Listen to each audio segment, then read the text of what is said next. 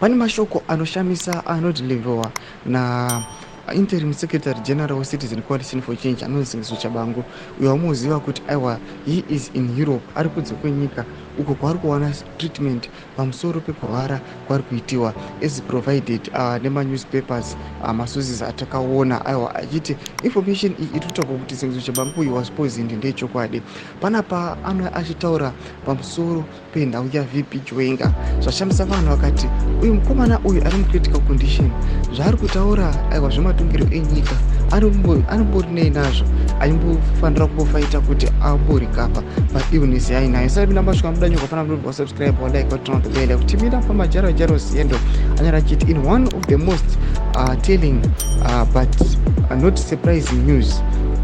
It is alleged that Tshabangu, who is apparently in hospital abroad, has claimed that he knew about the plot to remove General Chwenga.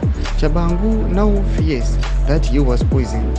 His associates say he is on a course in Europe.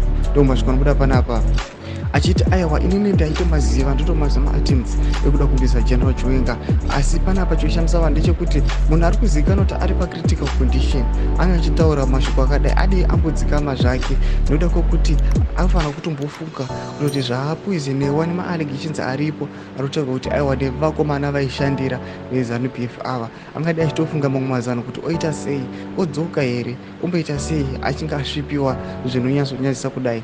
Panapa tinoona kuti maassociates Tshabangu anoita mashoko ekuti aiwa he is on a course in Europe, vachizamba kuvharavhara nhau dzekuti aiwa he is seeking medical attention abroad. Tudze mafungiro enyu moti kudii pamusoro pechitiko ichi, penda comment section medu, subscribe or like, turn on the bell icon.